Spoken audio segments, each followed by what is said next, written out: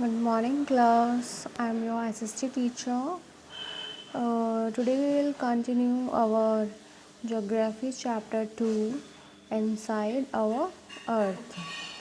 Students, in previous class we have read about the interior of the earth, in which topic we have read the different layers of the earth. Next topic we covered in previous class, that is types rocks and types of rocks. In today's class, student, we will read about rock cycle and minerals. So let's start, student. First we know about what is rock cycle. Students, did you hear about the water cycle? Yes बच्चों, आपने water cycle के बारे में सुना है ना, कि जैसे वाटर साइकिल कैसे साइक्लिक मैनर में जहाँ से स्टार्ट होता है वहीं पे ही स्टॉप हो जाता है।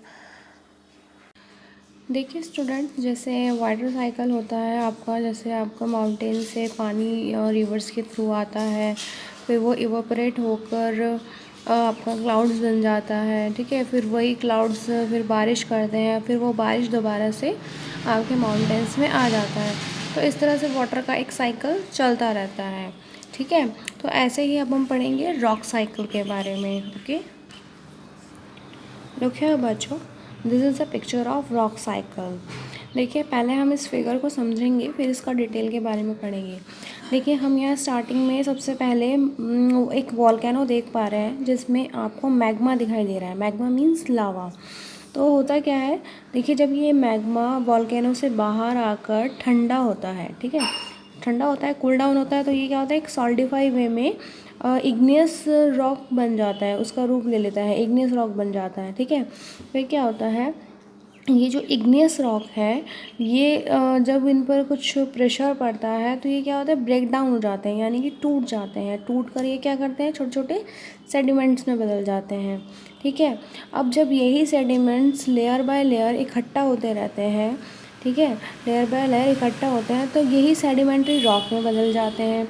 ठीक है, फिर यही जो सेडिमेंट्री रॉक होते हैं आपके, ये आगे जाकर जब इन पर बहुत ज़्यादा प्रेशर पड़ता है, बहुत ज़्यादा दबाव पड़ता है और बहुत ज़्यादा हीट पड़ती है, ठीक है, तो ये इस हीट और प्रेशर के कारण मेटामॉर्फिक रॉक में चेंज हो जाते हैं।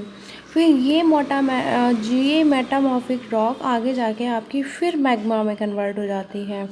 ठीक है, तो ये इस तरह से पूरा साइकिल आपका चलता रहता है, तो इसी को हम रॉक साइकिल कहते हैं। चलिए अब इसके डिटेल के बारे में हम पढ़ लेते हैं। Look here student, you will be surprised to know that one type of rock changes to another type under certain condition in a cyclic manner।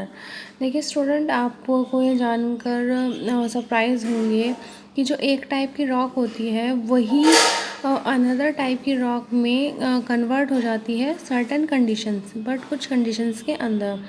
This process of transmission of rock from one to another is known as rock cycle.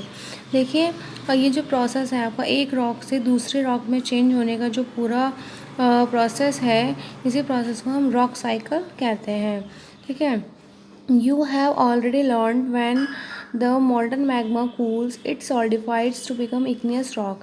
देखिए student, हमने अभी पढ़ा है और हमने पहले भी पढ़ा है कि जब मैग्मा आपकी कूल होकर, मतलब जब वॉल्केनो से बाहर आती है, उसके बाद जब वो कूल हो जाती है, ठंडी हो जाती है, तो उसके बाद क्या होती है, वो सॉलिडिफाई हो जाती है, यानी कि सॉलिड हो जाती है, और वो क्या बन जाती है, इग्नियस रॉक। सबसे पहले हमारा जो मैग्मा से रॉक बनता है वो इग्नियस रॉक बनता है। These igneous rock are broken down into small particles that are transported and deposited from sedimentary rock। अब देखिए, जब ये igneous rock आपकी ब्रेक डाउन होने लगती है स्मॉल पार्टिकल्स, यानी कि छोटे छोटे टुकड़ों में, ठीक है, छोटे छोटे टुकड़ों में जो रॉक होती है टूटने लगती है, तो ये क्या होती है, ट्रांसपोर्टेड एंड डिपॉजिटेड, मतलब एक जगह से दूसरी जगह पर ट्रांसपोर्ट और डिपॉजिट होती रहती है, और लेयर बाय लेयर वो वहाँ पर इकट्ठा होती रहती है। ठीक है, तो वहाँ पे वो जब लेयर बाय लेयर इकट्ठा होती है तो वहाँ पर वो एक सेडिमेंट्री रॉक का रूप ले लेती है। When the igneous and sedimentary rocks are subjected to heat and pressure, देखिए जब सेडिमेंट्री रॉक और इग्नियस रॉक पर बहुत ज़्यादा हीट और प्रेशर पड़ता है, ठीक है, तो दे चेंजेस इनटू मेटामॉर्फिक रॉक। तो ये किस में हो जाती है, किस में चेंज हो जाती है, मेटामॉर्फिक रॉक में चेंज हो जाती हैं। The metamorphic rock which are still under great heat and pressure melt down to form molten magma. अब देखिए जब मेटामॉर्फिक रॉक पर भी बहुत ज़्यादा हीट और प्रेशर पड़ता है, ठीक है, तो वो क्या होती है, वो जो पिघला हुआ मैग्मा है उसके रूप में वो कन्वर्ट हो जाती है। तो this molten magma again can cool down and solidify into igneous rock. अब ये जो मोल्टन मैग्मा होता है जो इस मेटामॉर्फिक रॉक से बनता है, तो ये फिर बाहर आकर फिर ठंडा होकर सॉल्टिफाई होकर फिर से इग्नियस रॉक बन जाता है। तो इसी तरह से ये हमारा रॉक साइकिल चलता रहता है। तो देखिए स्टूडेंट्स, रॉक साइकिल का सीधा सा डेफिनेशन क्या हुआ, जो हम सिंपल वर्ड्स में लिखेंगे, one type of rock changes to another type under certain condition in a cyclic manner.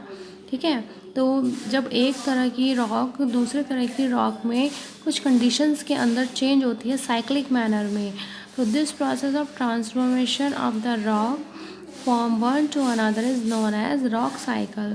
तो ये जो प्रोसेस होता है रॉक्स के ट्रांसफॉर्म होने का एक से दूसरे में, इसी को हम रॉक साइकिल कहते हैं।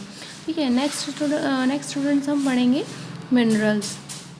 ठीक है, अब हम पढ़ेंगे मिनरल्स क्या होते हैं।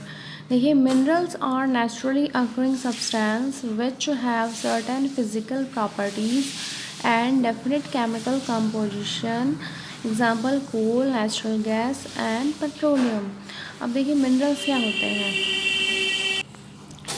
देखिए जो रॉक्स हैं हमारे, जो हमने अभी प्रीवियस उसमें पढ़ा कि जो रॉक्स होते हैं वो क्या होते हैं, are made of different minerals. वो बहुत सारे डिफरेंट अलग अलग तरह के मिनरल्स से बने होते हैं। ठीक है, minerals are naturally occurring substance which have certain physical properties and definite chemical composition.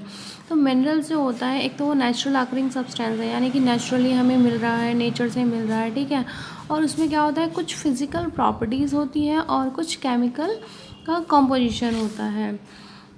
ठीक है, minerals are very important to human kind. देखिए जो मिनरल्स हैं वो ह्यूमन्स के लिए बहुत ज़्यादा इम्पॉर्टेंट है। Some are used as a fuel, और कुछ मिनरल्स को हम एज अ फ्यूल यूज़ करते हैं। फॉर एग्जांपल यहाँ पर दिए गए हैं, जैसे आपका कोल है, नेचुरल गैस है एंड पेट्रोलियम है। They are also used in the industries. देखिए मिनरल्स का यूज़ हमारी इंडस्ट्रीज़ में भी किया जाता है, जैसे आपका आयरन है, एल्युमिनियम है, गोल्ड है, यूरेनियम है, एट्सेट्रा। ठीक है, और मेडिसिन में भी बहुत सारे मिनरल्स यूज़ किए जाते हैं इन फर्टिलाइज़र्स एट्सेट्रा। ठीक है, फर्टिलाइज़र के रूप में। तो ये जो मिनरल्स हैं हमें नेचर से मिल रहे हैं और रॉक से भी मिलते हैं।